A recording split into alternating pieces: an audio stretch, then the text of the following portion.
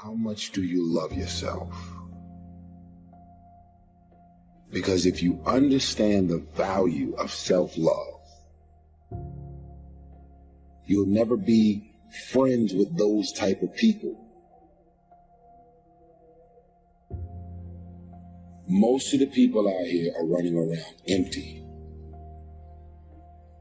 They have no sense of self, no sense of self-love. When I say self-love, it has nothing to do with celebrity, money, materialistic things, and all of the things that your negative mind could probably go to. It has nothing to do with self-love. It has nothing to do with looks, nothing to do with cars and any of the superficial things that one would assume that could make you love yourself even more. It's a matter of knowing your value.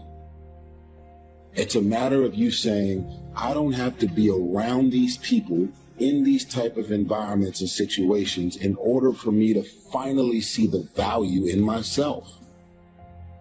I love me independent of you loving me.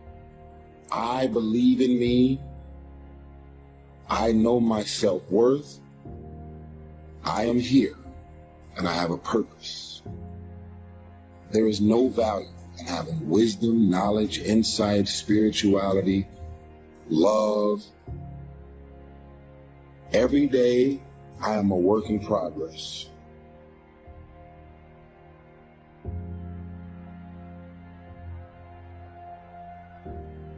A person who can forgive nothing is a person who's totally destroyed psychologically and emotionally.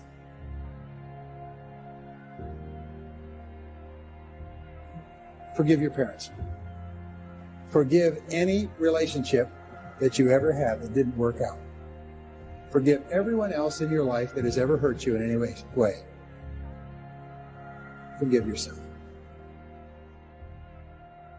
My teacher, Mr. Show, said to me, Mr. Rohn, if you want the future to change for you, you've got to change. And he said, if you don't change, the next 6 years of your life is going to be just like the last 6. You'll still be behind on your bills. You'll still be behind on your promises. But then he gave it to me in the form of a promise. When I was 25 years old, I've remembered it all these years. Young man, if you will change, everything will change. If you will get better, everything will get better. What a clear message that was to me. He said, if you'll change your philosophy, you'll change your habits, if you'll refine your thinking, if you'll change and accept some new disciplines, if you'll turn the corner where you've been in the past, go for a new life for the future, he said all kinds of remarkable things will happen for you if you will change.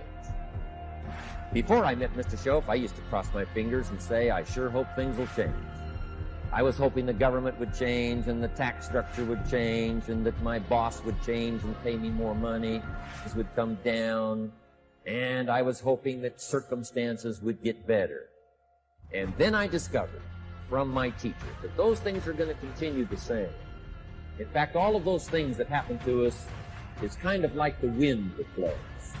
But we must not leave our future just to the wind, just to the economy, just to the structure of the way things are happening today. Here's what we must learn to do, and that is set a good sail. And if you'll learn to set a good sail, that's what my teacher taught me in those early days. He said, Mr. Rohn, the wind is going to blow however it's going to blow. Politics are going to be politics, and the economy is going to be the economy. And however it turns out, that's the way it's going to be. What you must learn to do is not to wish for a better wind. That's naive. The key is to wish for the wisdom and the skills and the learning so that you can set a better sail. And so that's what I did at age 25. I went to work not on the economy. I went to work not on the community. I didn't go to work to try to change the government. I didn't go to work to try to change my boss or the company. I didn't go to work to try to change circumstances. I went to work to try to change myself. And I picked up that promise. My teacher shared with me that if I would change, my income would change. If I would change, my bank account would change. If I would change, my future would change. And sure enough, his promise came true. The first 6 years of my economic life, I wound up broke. Both pennies in my pocket, nothing in the bank, behind on my promise. The second 6 years of my economic life, I wound up rich. But interestingly enough, the second 6 years of my economic life, the government was about the same and the economy was about the same.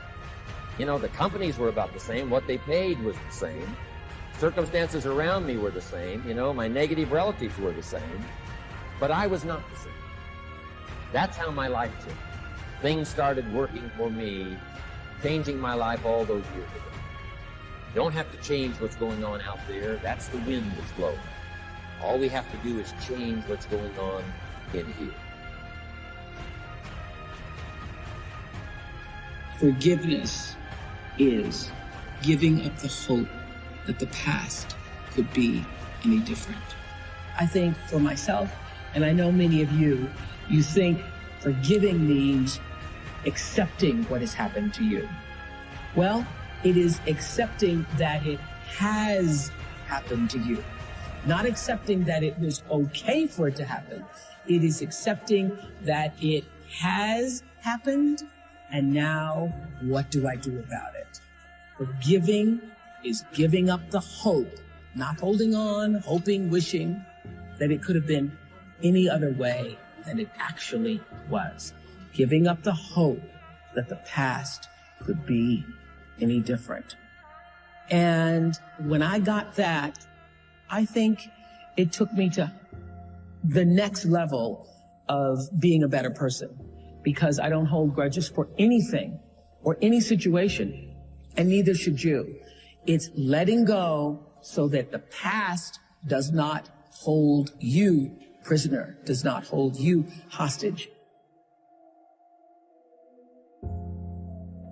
And now there's several ways to do that. The first subject he called personal development. We must learn from personal experience. Pretty simple. Learn from what happens to you. Take a look back over the last few months. Did you make some mistakes? How could you correct those things? Take a look back over the last year. Have you done it right or done it wrong? Let's correct it for the next year. Mr. Shope asked me when I first met him, he said, Mr. Rohn, how are you doing? You've been out there now 6 years. And I said, I'm not doing very well. He said, I suggest you not do that anymore. What a simple, swift analysis to my situation. He said, if you keep doing it, the next 6 years will be like the last 6. You don't want that to happen. Let's make the changes. So learn from your personal experience. Second, other people's experience. That's me, other people. That's your teacher. That's your friends and colleagues. The people you meet that can pass along to you their experiences, what's happened to them, the mistakes they made, how they corrected them, how they changed their health, changed their bank account, changed their income, changed their future. Other people. Now, there's two kinds of people to learn from. One is failures. It's too bad failures don't give seminars, right? That would be valuable. Have them tell you how they lost it all and threw it all away, threw their health away, threw their friendships away, and things didn't work out well. That would be valuable. But now then, we must also learn from positive people that have done well. They've got the health, and so we ask them, how did you become so healthy? They've got the skills, so we ask them, how did you become this skillful? They've got the income, so we ask them, how did you get here in such a short period of time? So now, here's what's important in personal development. In learning from other people, we learn, number one, by observation. We learn what we see. We watch people that are successful in what they do. In sports, we watch their discipline. In business, we watch their discipline. Second, we learn by what we hear. Learn by listening.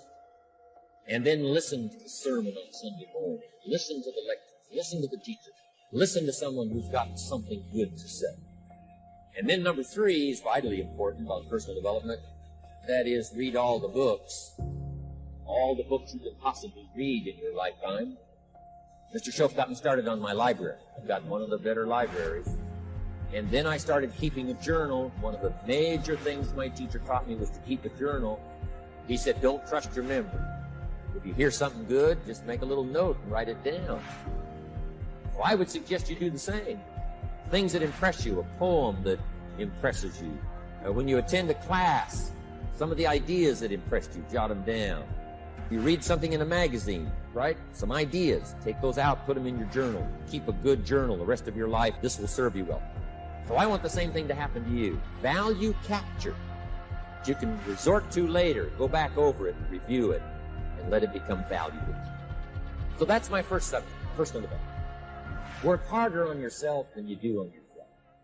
Develop the skills. Learn the lessons. Take the classes.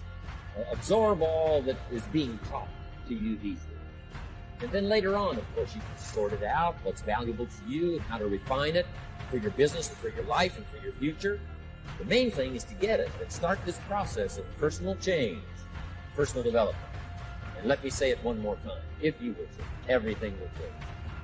You'll never be the same. You'll keep growing. As you look back on a few months, look back on a few years, you won't believe the progress you can make economically, your relationship with your family, your friends. I'm telling you, that whole process of committing yourself for personal change, personal value, can really make your life unique and worthwhile. And he just said, son, if you think you can make it, get on out there and get discovered. My father was born in 1914. It wasn't good. My grandfather was a slave. My grandfather was born into slavery. My grandfather was a slave till he was 12. So my background of people becoming successful was like, and my dad was the only one believing. Everybody else told me no. Laughed at me, all kinds of. When you're going through stuff like that, man, it's pretty easy. I almost gave up. You know, everybody has a turn back moment. I almost gave up a couple of times because it got pretty hard for me. I was going to ask my father to come home and stay there for 3 months and get a job. But my father had a rule for all the boys: once you leave the house, you can't come back. He was pretty strong with that. The girls could come back home anytime they wanted to. The boys, you can't come back here. So calling him and asking him, could I come home, was pretty tough. And then I got a phone call. You know, remember back in the day, you had an answer machine that you could press in the code and you could play your messages back. I was about to give up, and I pressed the code one day, and there was a guy named Chuck Sutton from Showtime at the Apollo, and he said, hey, we got a gig for you Sunday night. If you can get here, we'll put you on TV Sunday night. It was a Thursday. I'm in Florida. I got $35. I'm homeless. I'm fitting to give up. And I didn't have enough money to get to New York.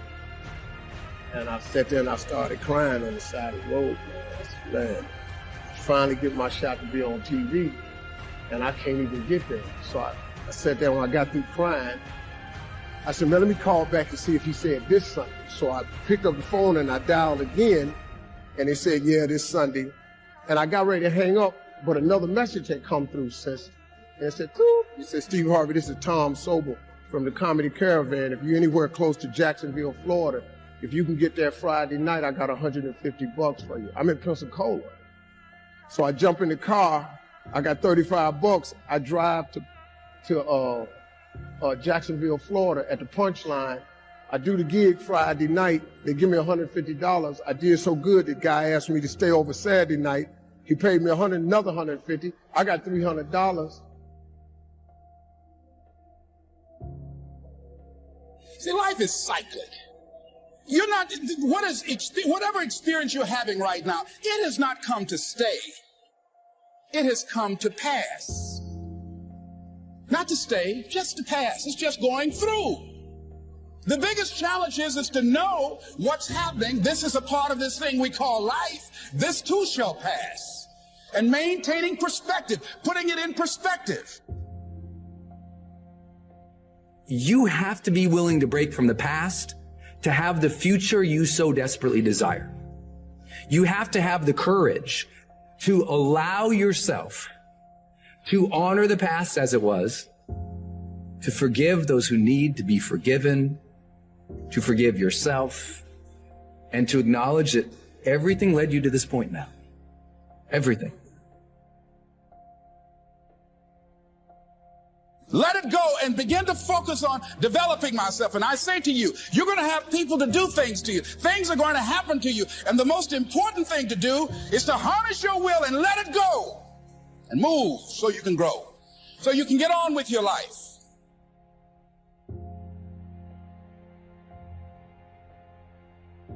It doesn't matter about what happens to you. What matters is, what are you going to do about it? What are you going to do now, Les? But if you want to begin to move into your own personal greatness, If you want to begin to really enjoy a happy, successful, healthy life, you've got to be willing to go against the tide. You've got to be willing to harness your will.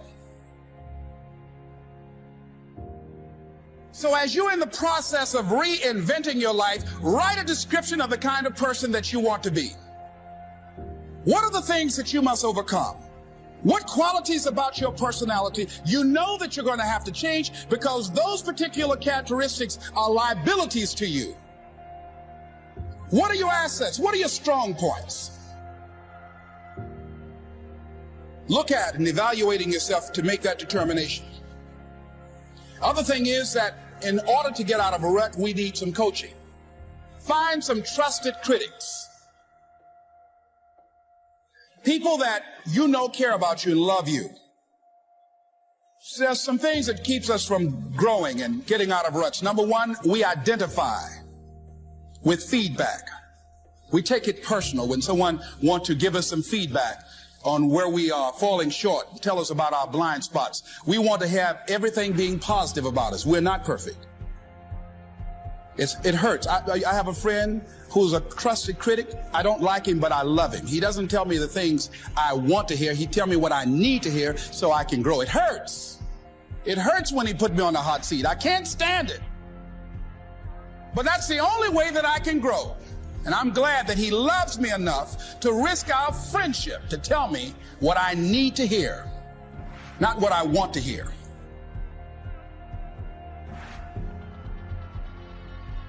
Now let's cover the second subject, setting goals. We need to take a look into the future. There are 4 things to consider in terms of attitude. One is how you feel about the past. Best advice I can give you on that is treat the past as a school. Let it teach you the mistakes you've made, the things that went wrong, the things that didn't work. Don't use the past as a burden to carry. Don't use the past as a club to beat yourself to death. Past losses, past failures, past mistakes. But let the past be a school. Tough school maybe. We've all been through some tough stuff.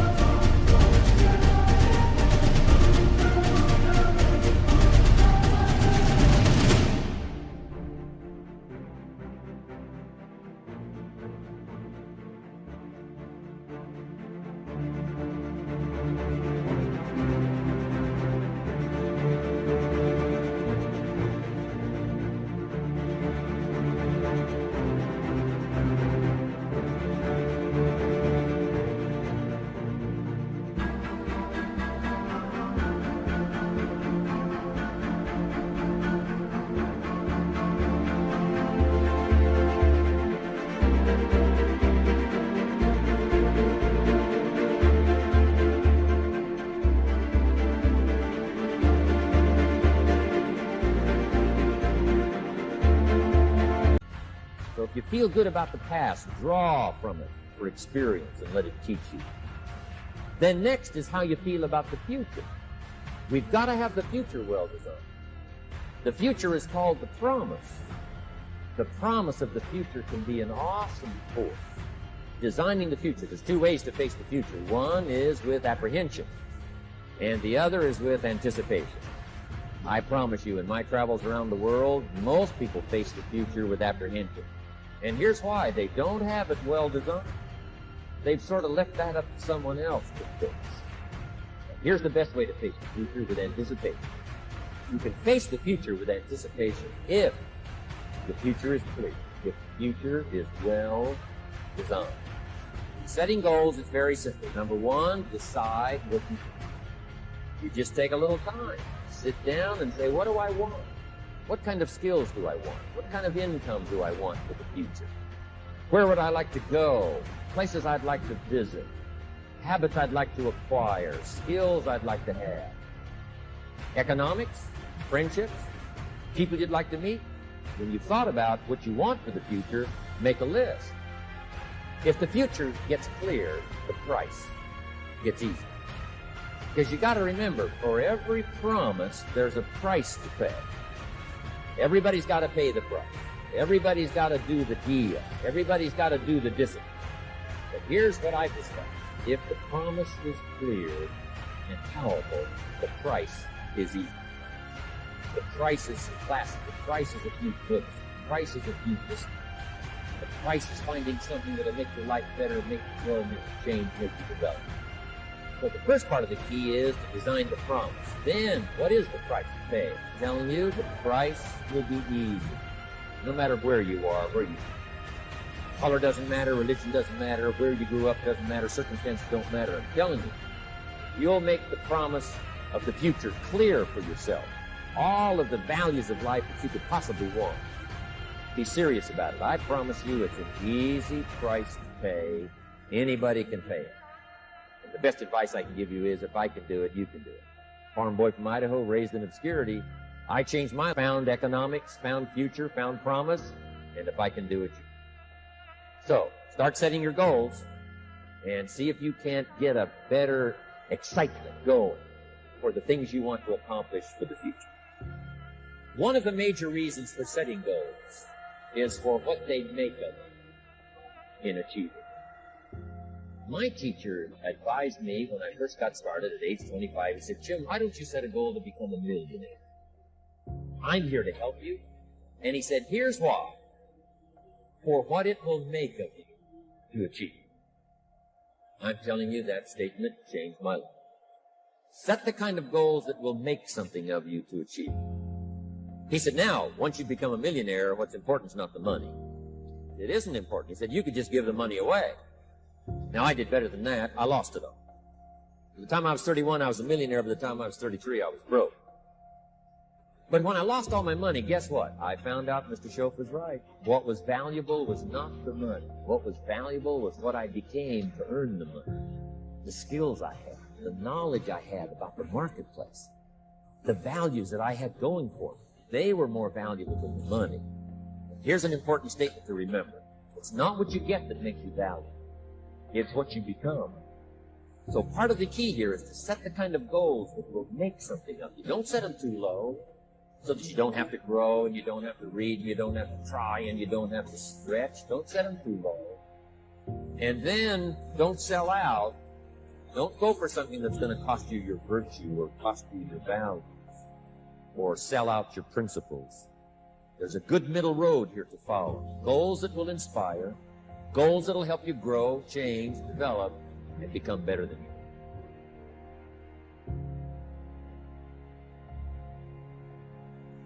High performers are not dissatisfied strivers. They're not. They're happy. High performers are happier than their peers. We all believe that to get the top, it's going to be lonely at the top, and we all believe you have to grind and kill yourself to get there. Yeah. And that's completely wrong, and the data proves it worldwide, which is, I think, just overcoming a lot of people's biases about how we work today, because right now, especially today, like, grind on social media is so popular. Or hustle. And by the way, none of the top 15% of high performers worldwide.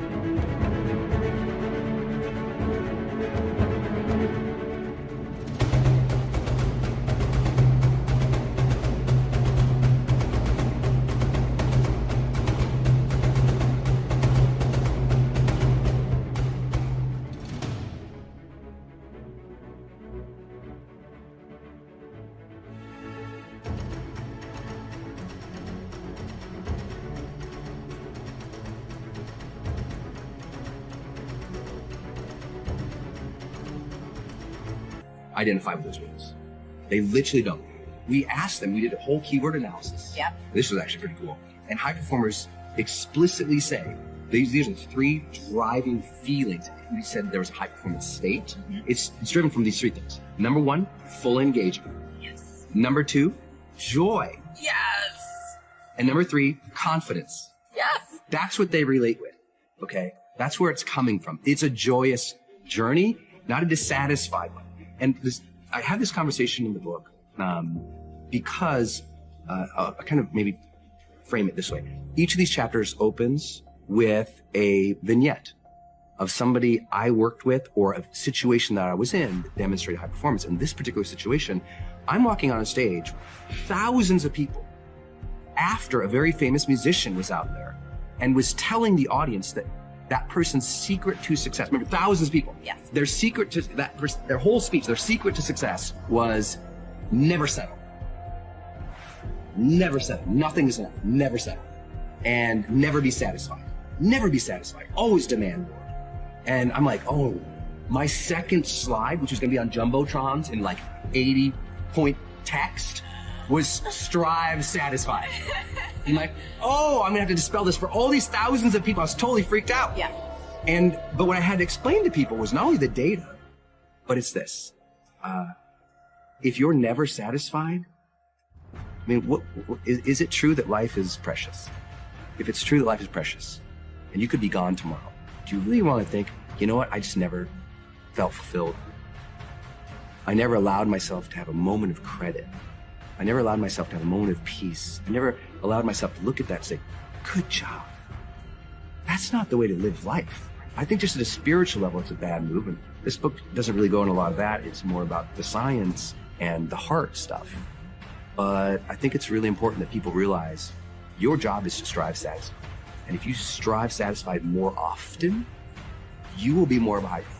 And if you never give yourself credit, you're always beating up on yourself, you're always thinking that's not perfect enough,